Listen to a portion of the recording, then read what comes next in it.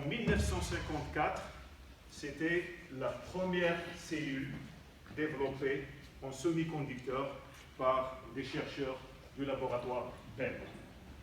Et cette première cellule, il avait un rendement de 4%.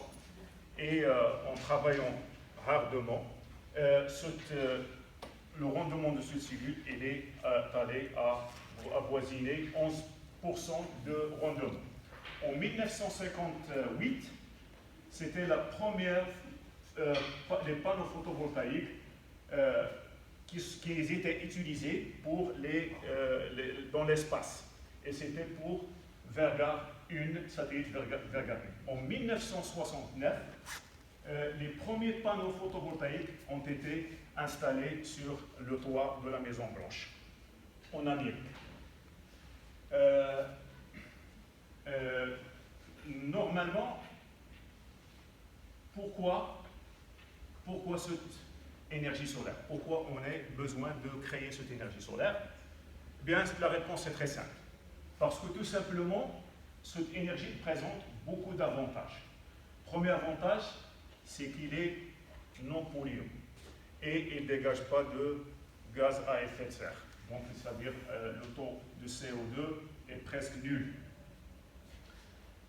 Deuxièmement, il réduit l'indépendance par rapport à l'importation des ressources naturelles en gaz ou en fuel. Et troisième cas de figure, parce qu'il est propre et il est disponible toute la journée, pendant toute l'année, même s'il y a des jours nuageux, cette production continue à exister, même si en faible quantité.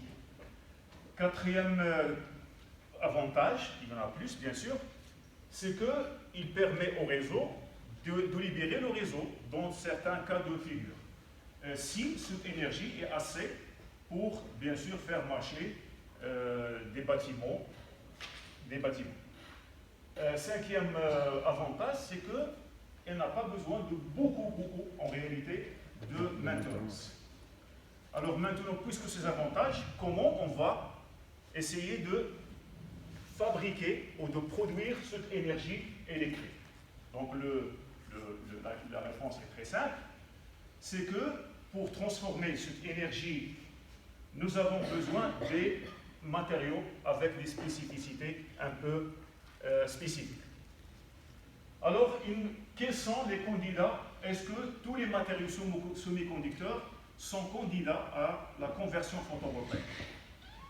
Alors, on va essayer de répondre à cette question et le matériau, on va voir que on va s'intéresser à quelques spécifications du matériau. Première spécification, on va essayer de voir le gap. Parce que les matériaux, selon les propriétés physiques, en ce qui sera l'électricité et la température, on va voir qu'il y a trois types de matériaux: isolants, semi-conducteurs et conducteurs. Et toute cette propriété, il est lié à ce qu'on appelle le gap du matériau. Pour les isolants, vous voyez qu'ici, le gap, il est ici un peu plus grand. Regardez là. Le deuxième cas de figure, vous avez la bande de conduction, la bande de valence, et vous avez normalement une gap EG. Pour les conducteurs, vous avez un gap qui est confondu, il y a chevauchement de la bande de conduction et la bande de valence. Et à côté, je représente le spectre solaire. On va voir pourquoi je présente cette figure. Parce que tout simplement, il montre le spectre solaire, bien sûr, à différents AMX. Alors maintenant, on va essayer de raisonner sur ce facteur spécifique qui est le gap de semi-conducteur. Alors supposons nous avons une énergie inférieure à l'énergie du gap du semi-conducteur, du matériau. Il n'y aura pas de création de paires électrons. Et par conséquent, toute la lumière sera bien sûr transmise.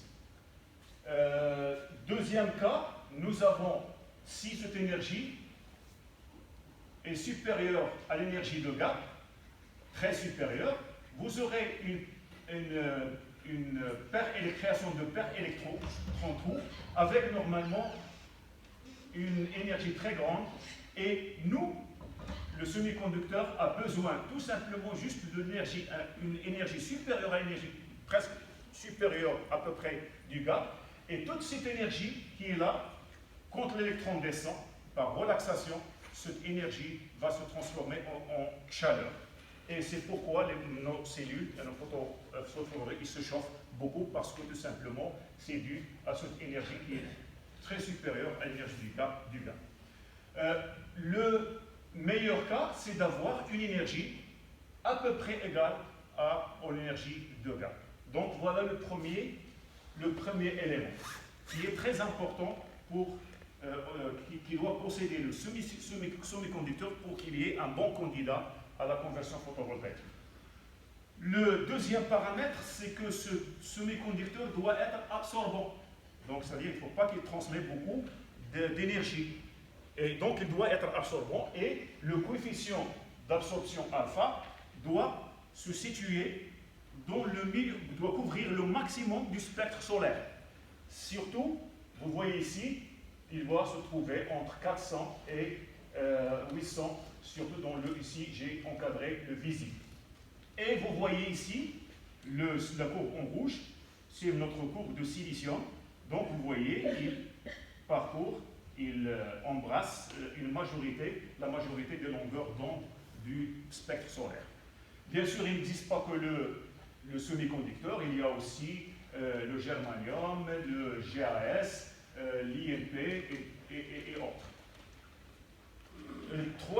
Donc, bien sûr, cet élément, il influence beaucoup sur l'épaisseur du semi-conducteur. Plus que le coefficient de alpha d'absorption est plus grand, plus l'absorption se fait d'une façon même à la surface. Donc, c'est très bon pour le matériau. Alors, aussi, ce semi-conducteur doit avoir l'habilité à se doper, c'est-à-dire tout simplement pour fabriquer une jonction, parce que nous avons besoin de cette jonction. Sinon, nous avons besoin de cette jonction. Pourquoi? Tout simplement pour créer, tous vous savez, en électronique, quand on fait une jonction, il y a un champ électrique qui est là. Ce champ électrique va nous aider à séparer le paire électron-trou généré par le solaire. Et c'est très important.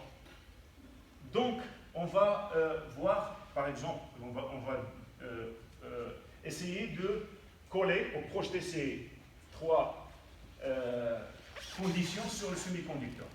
Alors, le silicium est un semi-conducteur, oui. Il a une énergie de bande de 1,2 électron-volt. Il a un coefficient d'absorption qui est de 10,3 à 10,6. Et aussi, il a la capacité d'être dopé N et P pour avoir normalement la jonction. Donc le silicium est un excellent candidat pour le photovoltaïque. Il n'est pas le seul, parce qu'il existe d'autres matériaux qui sont meilleurs que le silicium. Alors après, nous allons essayer de donner un modèle électrique pour cette cellule solaire. Alors, puisque c'est une jonction, donc à l'obscurité, la courbe d'une diode très simple. Lorsqu'on va l'éclairer, tout simplement, on va descendre en bas et on va créer un courant photogénéré, IS, ici. Et le modèle électrique, c'est un générateur de courant, IPH, en parallèle avec une diode, ID. Et le courant à la sortie, vous aurez ID moins IPH. Donc c'est le modèle idéal d'une cellule photovoltaïque. Maintenant, on passe à Malheureusement, ce modèle idéal ne peut pas décrire le comportement des cellules photovoltaïques, voire les panneaux par la suite. Et donc, les chercheurs ont essayé de chercher des modèles électriques pour la cellule solaire. Donc, qu'est-ce qu'ils ont fait? Ils ont constaté qu'en ajoutant une résistance série au modèle électrique, et c'est légitime parce que cette résistance série est causée par, bien sûr, le mouvement du courant à partir de la base vers l'émetteur, et en passant, bien sûr, par la jonction. Deuxième cas de figure, aussi, cette résistance, il va traduire normalement les résistances des contacts, bien sûr, arrière et avant. Donc, et l'effet, il a un effet surtout sur le fill factor, pour les gens qui connaissent un petit peu les cellules solaires. Ils ont ajouté aussi la résistance shunt. Cette résistance shunt, ça, tous les problèmes qu'on ne connaît pas, on le met dans cette résistance shunt. Et donc, typiquement dû au défaut de fabrication. Et tel que l'effet de surface, l'effet de bord, etc., etc. Donc, tous les problèmes, ils sont mis dedans. Et donc, il a plus d'effets quand normalement en low light, c'est-à-dire en radiation réduite.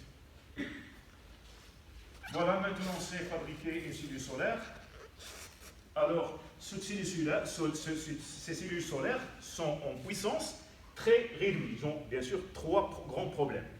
C'est qu'ils ont une puissance faible de quelques watts. Deuxièmement, ils sont dépendants des conditions climatiques, les radiations, la température. Et finalement, le troisième cas de figure, c'est qu'on ne peut pas stocker cette énergie, surtout la nuit, parce que le soleil existe. Et il est présent la journée, mais le soir, il est absent, et donc on a besoin de stocker. Alors on va voir quelles sont les opérations entretenues pour remédier à ces trois problèmes. Alors le premier problème pour augmenter le rendement de la cellule elle-même, les chercheurs ont essayé de travailler sur le semi-conducteur lui-même. Et donc ils veulent profiter de tout le spectre solaire, et donc ils ont recours à des cellules tandem ou des hétérostructures. Donc tout simplement, ils ont empilé des couches de silicium, fabriqué plusieurs jonctions au lieu d'une, plusieurs jonctions pour bien sûr englober tout le spectre solaire. Et donc vous voyez le bleu, le vert, le rouge, etc. Et donc c'est un empilement de semi-conducteurs. Et avec ça, ils ont arrivé à un rendement de laboratoire de à peu près de 40 à 45% de rendement. Deuxième axe de recherche, c'est que les gens essayent de voir d'autres matériaux, explorer d'autres matériaux, tels que les cellules solaires organiques. Maintenant, c'est les perovskites, solar cells, qui est prometteur aussi, et les nanotechnologies au niveau des cellules solaires, Donc, c'est ça, c'est au niveau du matériau. Au niveau système, donc on a essayé de voir un tout petit peu le montage série parallèle, vous connaissez tous. Donc pour monter le courant, c'est là, on met les cellules en série. Pour monter le courant, on monte en parallèle. Et donc, l'inconvénient, c'est qu'on a besoin de grandes surfaces. Ça, c'est l'inconvénient de ce système. Alors, l'effet de la radiance et de la température sur les courbes IV. On remarque que, ici, la dépendance en fonction de la température au niveau du courbe IV et au niveau du courbe de la puissance. Vous voyez que la puissance se dégrade du fait qu'il y a une dépendance forte de la tension de circuit ouvert. Parce que normalement, il dépend de IC, et le IC, il dépend de I0 pour les gens qui ont fait ce semi-conducteur, et le I0, il est fonction de la température à la puissance 3.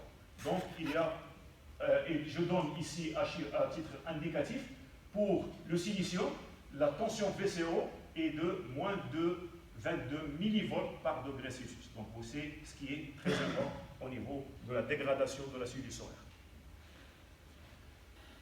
La dépendance au niveau de la radiance, vous voyez ici donc la courbe de IV et les courbes P en fonction de V. Là aussi, il y a une forte dépendance de la de la puissance en fonction de l'irradiance, et parce que ceci est dû tout simplement au courant photogénéré qui dépend de l'éclairement ici, G de lambda. Maintenant, on va essayer de voir un tout petit peu le système, un système solaire, qui est divisé, bien sûr, vous savez qu'il est divisé en deux, les systèmes isolés et les systèmes raccordés au réseau. Donc le système isolé, les composants, c'est un panneau photovoltaïque, on passe par un chargeur, et puis pour charger les batteries, et puis on passe par un onduleur, si on a besoin, bien sûr, d'alimenter des charges en AC. Sinon, on passe directement vers les récepteurs en 12 ou 24 volts ou 48 volts continus. Pour le système raccordé au réseau, on a besoin tout simplement d'un onduleur réseau et puis bien sûr des compteurs pour voir un petit peu le raccordement. Bien sûr, les gens qui vont travailler sur le réseau, ils ont plus de détails. Ce problème d'augmentation de la puissance, c'est un problème qu'il faut résoudre, et donc les chercheurs ont essayé de voir les 4 cas de figure. Le suivi du point maximum de puissance, le tracking, c'est-à-dire le suivi du mouvement du soleil, l'aérostat, le cleaning, c'est-à-dire le nettoyage des panneaux photovoltaïques, et aussi, dernier cas, c'est le cooling, c'est-à-dire le refroidissement des panneaux par des techniques qu'on va bien sûr voir un tout petit peu en détail. Alors pour la recherche du maximum, du point de puissance maximum. Alors pourquoi? Parce que tout simplement, regardez, là, le panneau photovoltaïque dépend de la radiance, la température, du vent et de la saleté.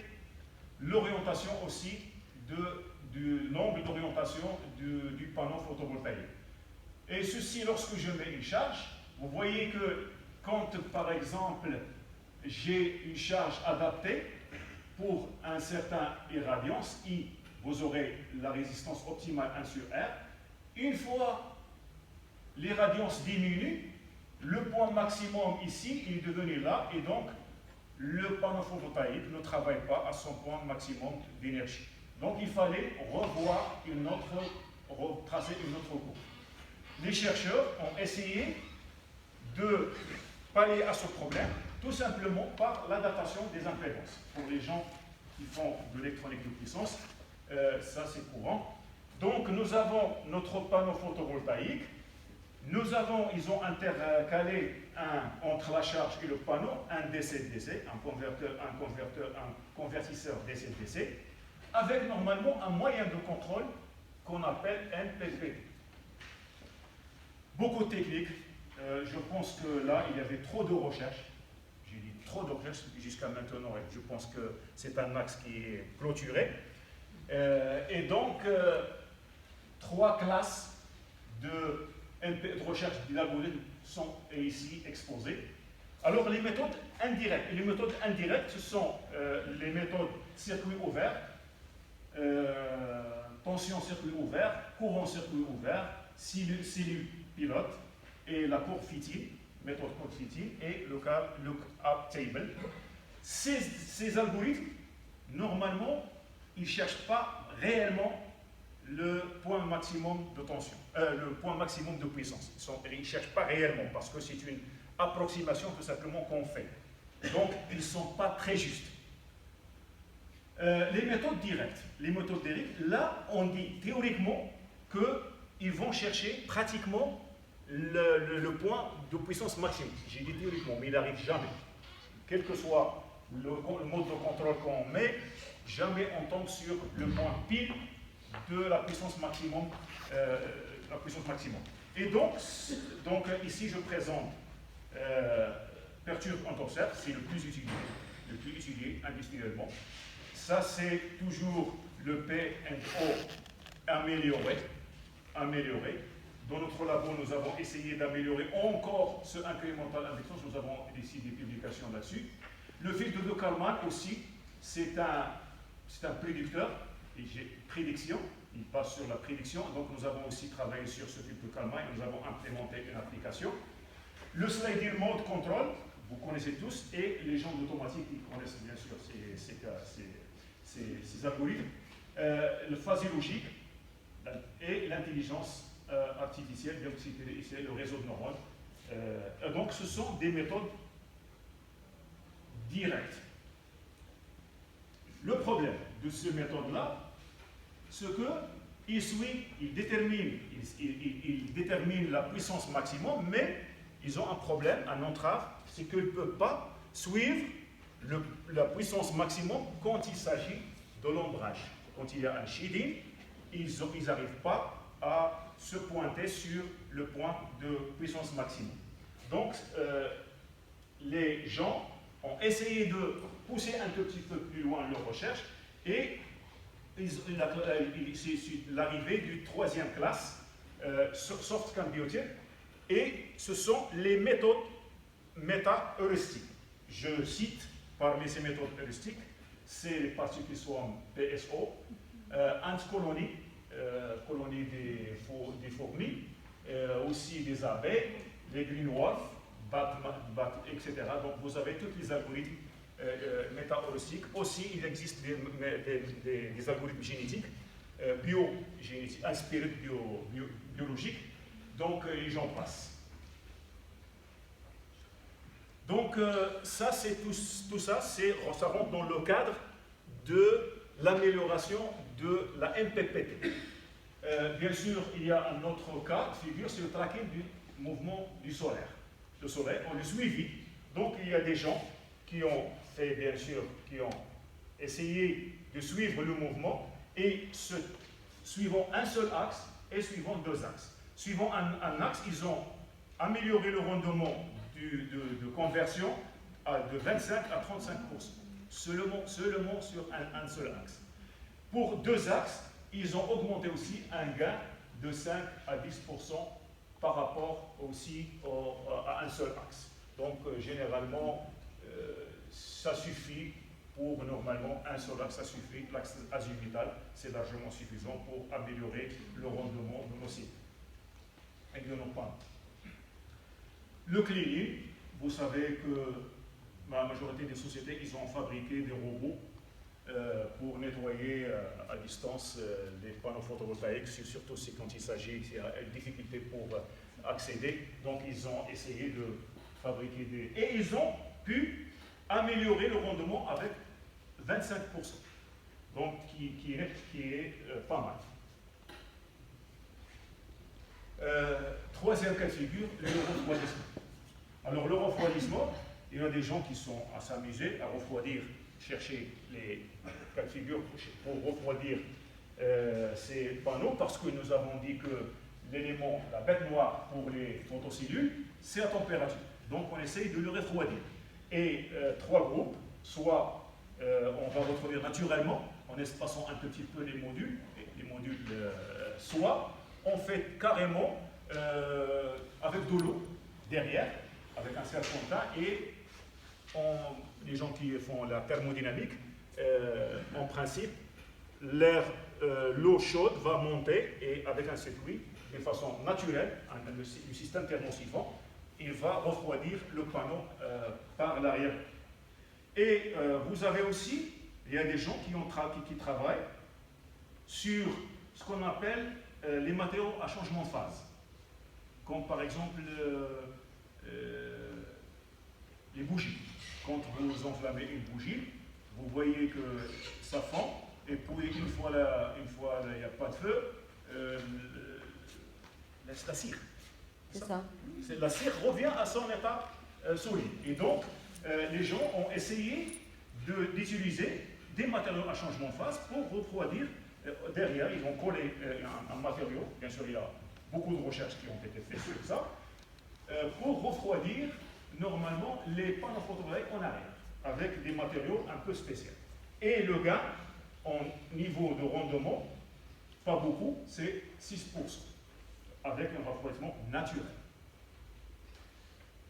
Active cooling, technique, c'est-à-dire la technique active, là on va refroidir soit on va ajouter de l'énergie, on va consommer de l'énergie. Parce qu'on va faire circuler soit de l'eau, soit de l'air. Et quand même, on atteint, les gens elles ont atteint 12% au niveau de rendement, mais ceci n'est valable que s'il y a une concentration de l'énergie. Donc il y a plus d'énergie, plus de dégagement de température, donc on est obligé de forcer un petit peu le système pour refroidir. Ça, c'est la technique ou l'axe, une filière du solaire qui est développée nouveau. Malheureusement, dans les pays africains, ça rentre là et ça sort. Les gens n'ont pas encore compris. Quand j'étais en avion, en vol ici, pour atterrir en Tunisie, j'ai vu trop de lacs, il y a le bord de mer, très calme, etc. Et les gens, j'aimerais bien que les gens, à partir de maintenant, que les gens pensent au floating. C'est un axe de recherche très important et très prometteur. Très prometteur. Voilà. Donc, dans les mers, dans les lacs, etc., on va installer des panneaux photovoltaïques. Le refroidissement est naturel. Donc, on va profiter de refroidissement naturel. Et donc, voilà un système qui est installé sur... Alors, les avantages. Les avantages de ce système, ils sont très nombreux. Je cite quelques points. Alors, l'énergie, il peut être bien sûr combiné avec l'hydroélectrique. Vous avez des barrages, surtout nous au Maroc, on a beaucoup de barrages, parce que la politique des barrages chez nous, c'est numéro 1. Nous avons beaucoup de barrages et donc on peut installer beaucoup de gigawatts. Je peux aller jusqu'à des mégawatts et des gigawatts sur, bien sûr, tout le territoire marocain et surtout pour... Donc c'est un gain énorme. J'ai dit c'est un potentiel en énergie énorme qu'il faut bien sûr saisir.